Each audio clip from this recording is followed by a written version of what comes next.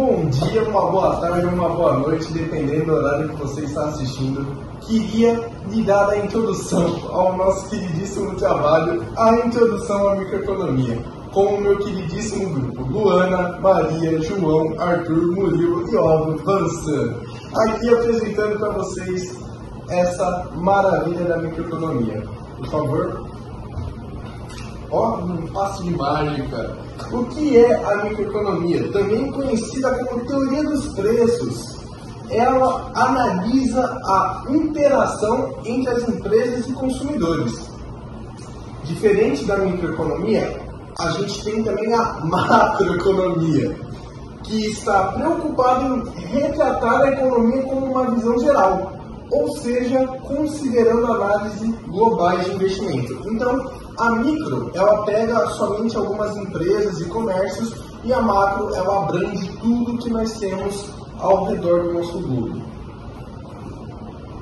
Bom, a gente tem a teoria da microeconomia, que não deve ser confundida com a economia de empresas, pois a microeconomia visa entender o funcionamento da oferta e da demanda. Ou seja, não vai ser uma teoria que vai ser ligada somente a empresas, e sim ao mercado em geral, no que aquela oferta está contra a demanda e que a demanda vai estar contra a oferta.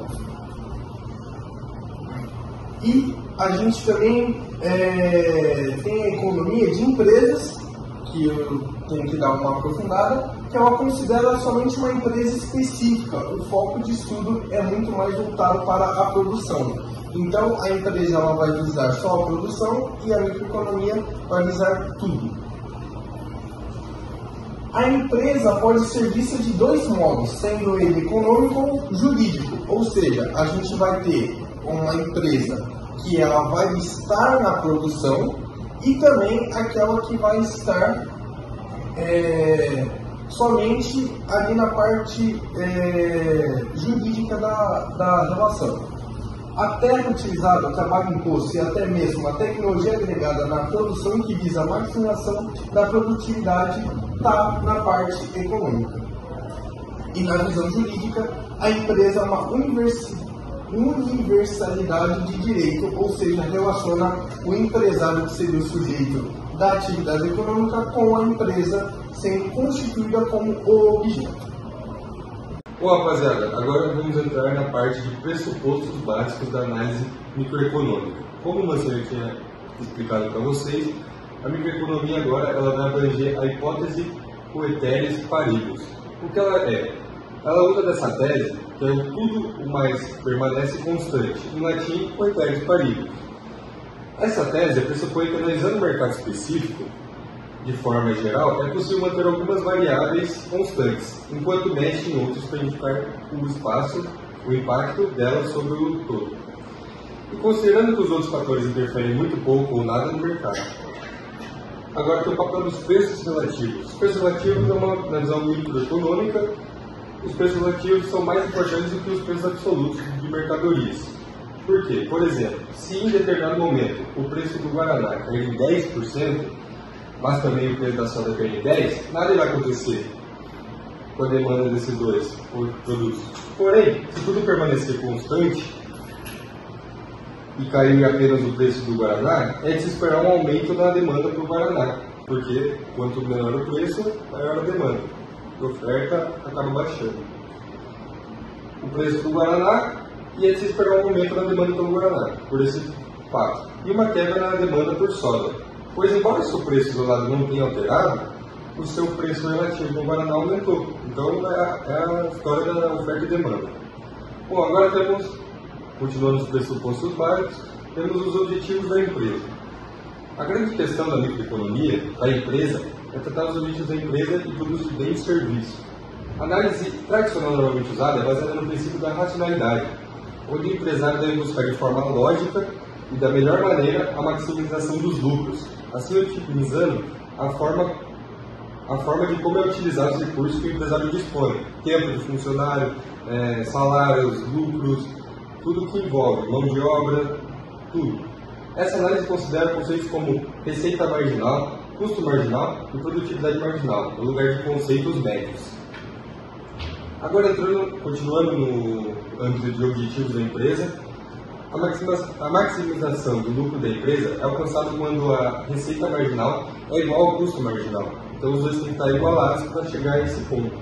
Ações alternativas a esse pensamento incentivam não diretamente a maximização do lucro, e sim um aumento da empresa na participação no mercado, e uma maximização das margens sobre o custo de produção.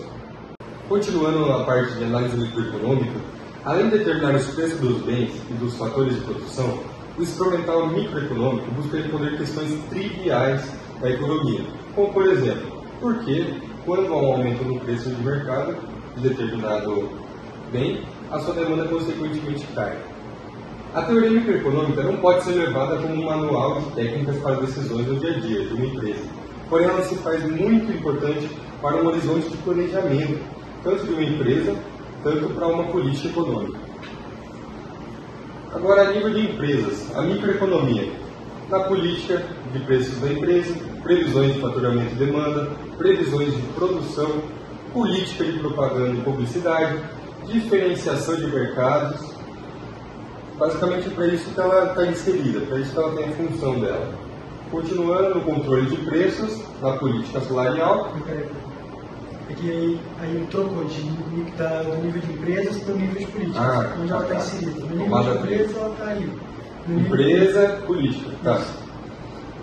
Bom, agora vendo como a microeconomia ela influencia a nível de empresas.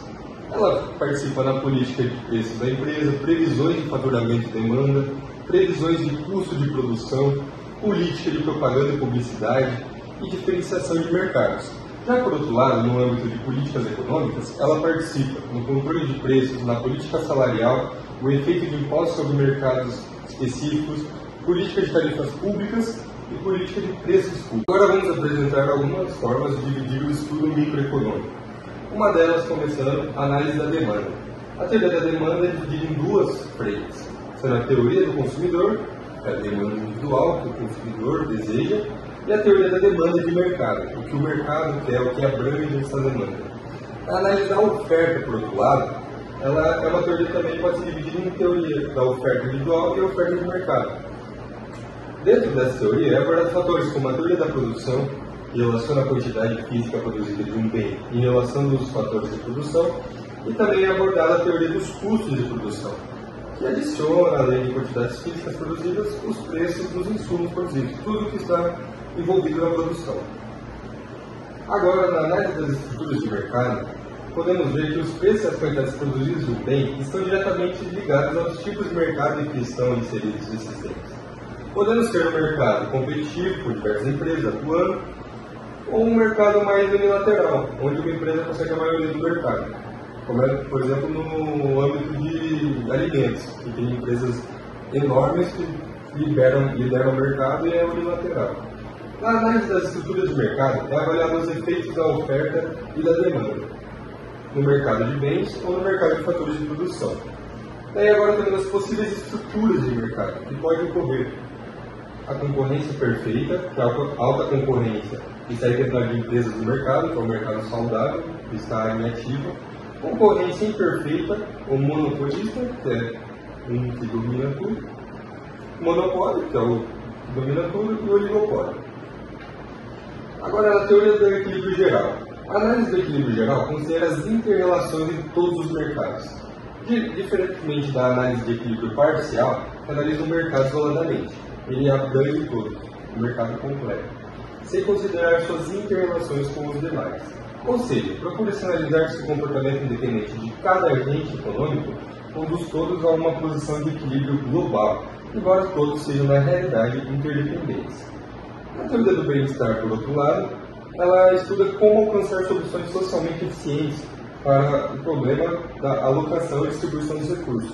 É basicamente uma administração da empresa e de como lidar com todos esses âmbitos que tem dentro dela. Muito obrigado pela apresentação, tenham um ótimo dia a todos.